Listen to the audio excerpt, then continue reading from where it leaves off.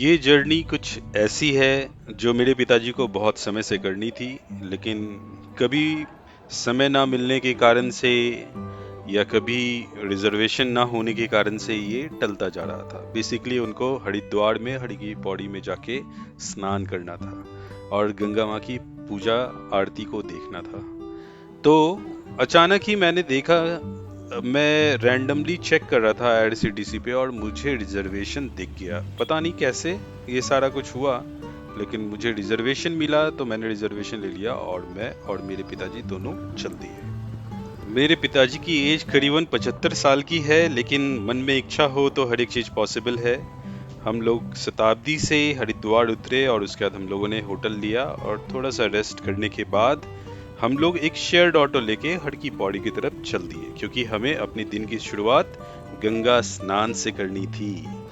तो जैसा कि अभी चार धाम का यात्रा चल रहा है, तो क्या हुआ कि वहां पे जो फ्रंट साइड है उस साइड से नहीं जाने देते हैं, बैक साइड से जो भी ऑटो है उसको जाने देते हैं। तो हमारी ऑटो बैक साइड से गई और बैक साइड से एक पुल को पार करके आप सीधा हर की पौड़ी पहुंच जाते हो।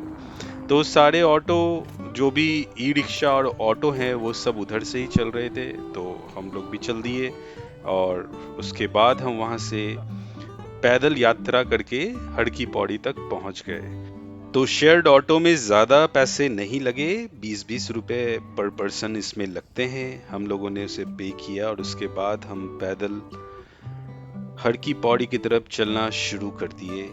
और आप देख सकते हैं कि यहाँ पे बहुत सारे लोग जो है मार्केट भी लगा रखे हैं, बहुत सारी दुकानें भी हैं और दूसरी साइड इसमें पार्किंग आप देख सकते हैं। तो जो भी बड़ी व्हीकल्स होती हैं वो सबकी पार्किंग हर की पौड़ी की बैक साइड पे ही होती है। तो उसी साइड से अभी ये जाने को मिल रहा है।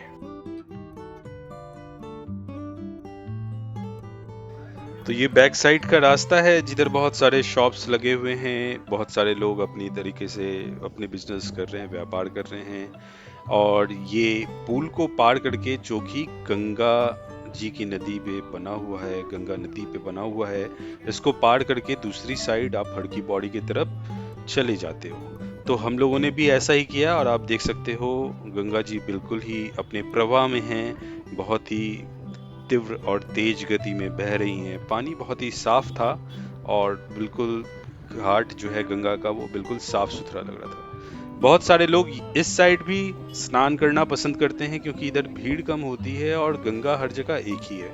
लेकिन हाँ, जिस तरीके से हड़की पौड़ी पे एक मान्यता है, बहुत सालों से चला आ रहा है, तो मेरे पिताजी भी हड़की पौड़ी पे ही जाके स्नान करना चाहते थे। तो हम लोग फिर उस तरफ बढ़ने लगे।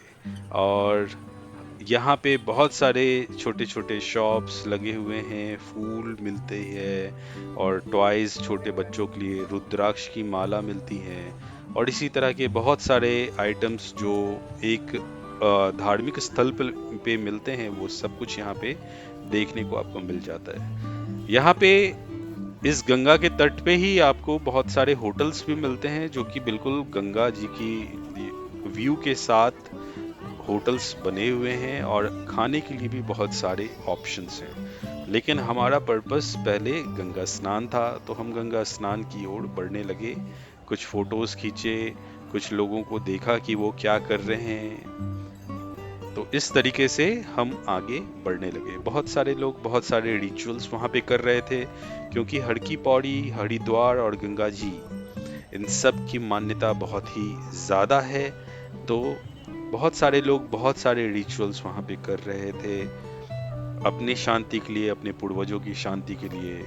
और यहाँ पे मैंने एक खोजी दस्ता भी देखा जो कि बहुत सारे कॉइन्स निकाल रहा था। तो तरह तरह के लोग थे, हर तरह का व्यापार था और लोग अपने काम में लगे हुए थे। लेकिन श्रद्धालु लोग बिल्कुल बहुत ही ज्यादा थे वहां पे।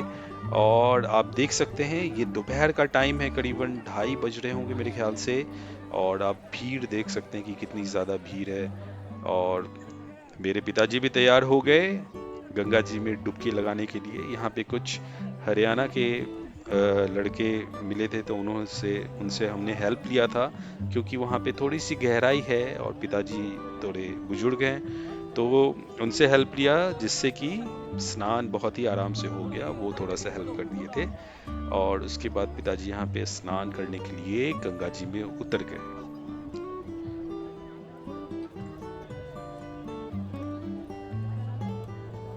सो उन्होंने दो चार डुबकी लगाई। पानी बहुत ही ठंडा था, बहुत ही कमाल का था, रिफ्रेशिंग था। सही बताऊं तो मतलब फ्रिज या आप घड़े का पानी जो ठंडा होता है वो कंपेयर कर ही नहीं सकते हो। एक फ्रेशनेस, एक शुद्धता थी। और उसके बाद मैं भी डुबकी लगाने के लिए उतर गया और मैंने भी तीन चार डुबकी लगाई। बहुत पहली डुबकी में तो बहुत ही ज़्यादा ठंड लगा, लेकिन उसके बाद मज़ा ही आ गया। बहुत ही रिफ्रेशिंग था। और इस तरीके से हम लोगों का गंगा स्नान कंप्लीट हुआ। उसके बाद हम लोगों ने अपने क्लोथ्स चेंज किए और हम लोग कुछ खाने के लिए बढ़ गए मार्केट की ओर। मार्केट को भी एक्सप्लोर करने लगे और मेरे पिताजी को लस्सी पीनी थी। एक लस्सी का दुकान पता चला जो कि बहुत ही पुराना था, प्रकाश नाम से था। तो हम लोग वहाँ पहुँचे और वहाँ की लस्सी हम लोगों ने पी। और उसके बाद फिर हम शाम में आ गए हर की पौड़ी दोबारा, क्योंकि हमें गंगा आरती देखनी थी जो कि बहुत ही वर्ल्ड फेमस है। तो उसके बाद हम लोग उसी बैक साइड से अपनी यात्रा स्टार्ट किए।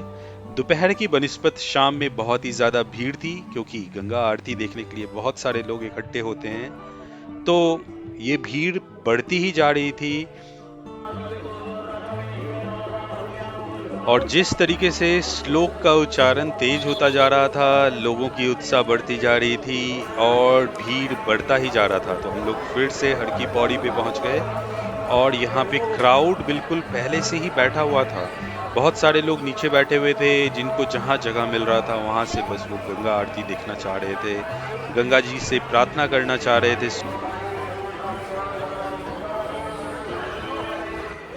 तो हम लोग भी हर तरफ देखना शुरू किए कि कहाँ से हमें गंगा आरती देखने को मिल सके।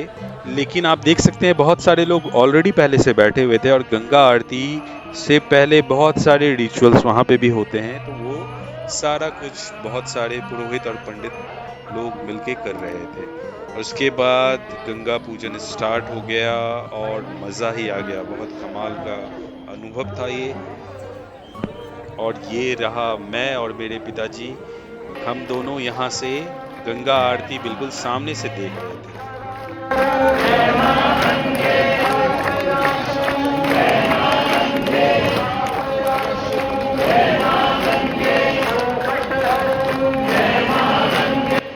तो बिल्कुल मज़ा ही आ गया गंगा आरती देख के। उसके बाद हम लोगों ने सोचा कि कुछ यहाँ के जायके को चखा जाए।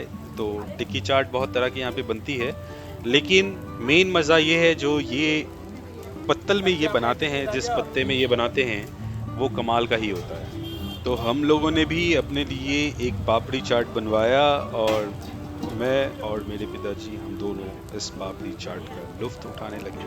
उनकी प्रिपरेशन भी बहुत कमाल की थी और देख के बिल्कुल मुंह में पानी सा आ गया।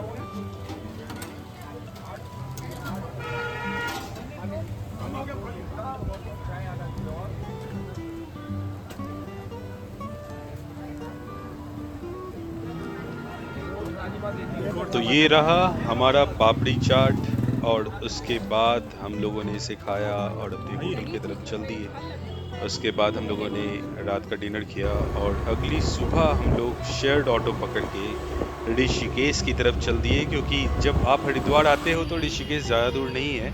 तो आप चाहते हो कि आप राम झूला और जानकी झूला ये सब भी वहाँ पे देख सकें। और हम लोग सबसे पहले ऋषिकेश जब पहुँचे तो हम त्रिवेणी घाट पे गए। और त्रिवेणी घाट आप देख रहे हैं, ये त्रिवेणी घाट है।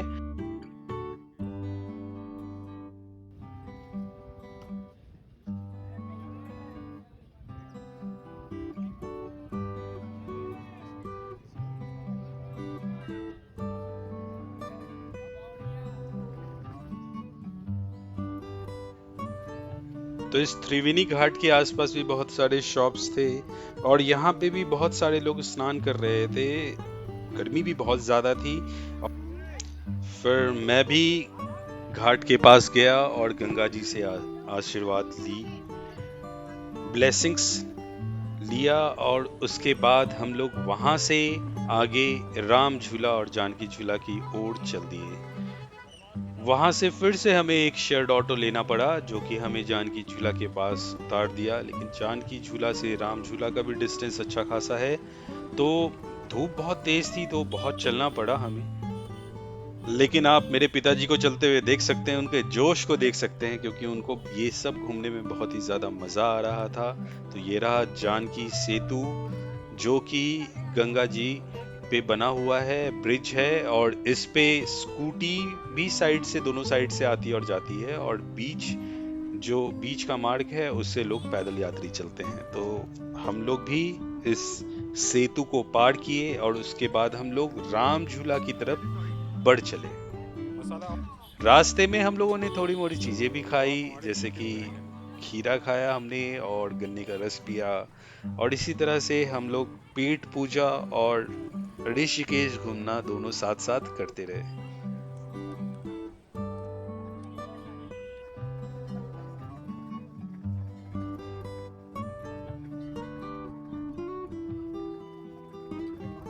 फिर हम लोग राम झूला पे आ गए, राम झूला की ओर बढ़ चले, और नीचे बहुत सारे लोग राफ्टिंग कर रहे थे। बहुत सारे राफ्ट हमने वहां पे देखे, जो कि बहुत ही दूर से, मेरे ख्याल से 14 किलोमीटर या 16 किलोमीटर ऋषिकेश से आगे से राफ्टिंग स्टार्ट होती है, वहां से स्टार्ट किया था और ये एंड पॉइंट होता है उन लोगों का। तो बहुत सारे लोग राफ्टिंग का मजा ले रहे थे, हम लोगों ने ये सारा कुछ वहां पे एंजॉय किया, हल्का फुल्का खाया, और हम बस पकड़ के मसूरी की ओर चल दिए।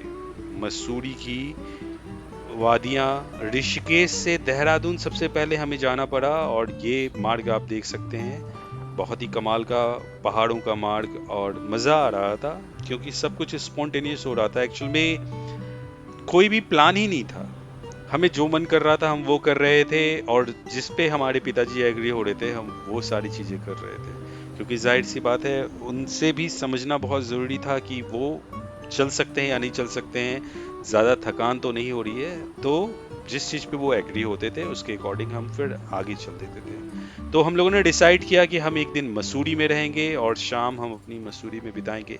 तो इंस्टेंटली हमें बस जो मिला हम पकड़ लिए, और सही बताएं तो बहुत ही टाइम सेव हुआ। 1 घंटे के करीबन हमें लगा देहरादून पहुंचने में, और उसके बाद देहरादून से हम मसूरी के लिए बस पकड़े, जो कि करीबन हमें 1.5 घंटे और लगा। और रात में मसूरी आप देख सकते हैं, ये टॉप पे हूं मैं, और वहां से पूरा देहरादून और सब कुछ चमक रहा है, बिल्कुल कमाल का व्यू है। तो ये जो आप कैमरे से व्यू देख रहे हैं और रियल में व्यू, दोनों में बहुत ही अंतर है। अगली सुबह फिर से हम वहाँ पे थोड़ा माल रोड पे एक्सप्लोर किए, अपना लंच किया, और इस तरीके से हमारी एक शॉर्ट ट्रिप कंप्लीट हुई। तो इस तरह की शॉर्ट ट्रिप करते रहनी चाहिए। स्पॉन्टेनियस जो चीजें होती हैं उसका मजा बिल्कुल ही अलग होता है। और उम्मीद करता हूँ, आशा करता हूँ कि आपको ये एक मिनी व्लॉग बहुत ही अच्छा लगा होगा। मैं दरअसल ब्लॉग बनाने में एक्सपर्ट नहीं हूँ, लेकिन हाँ मैं नई नई चीज़ें ट्राई करता रहता हूँ, और मैं चाहता था कि मैं ये जो जर्नी अपने पिताजी के साथ किया हूँ इसको फिल्माऊँ, इसको आप लोगों तक भी पहुँचाऊँ, ताकि आप लोग भी ऐसी ट्रिप, छोटी मोटी ट्रिप, स्पॉन्टेनियस ट्रिप अपने पेरेंट्स के साथ करते रहें। चलिए मिलता हूँ अगले वीडियो पे, तब तक के लिए टेक केयर।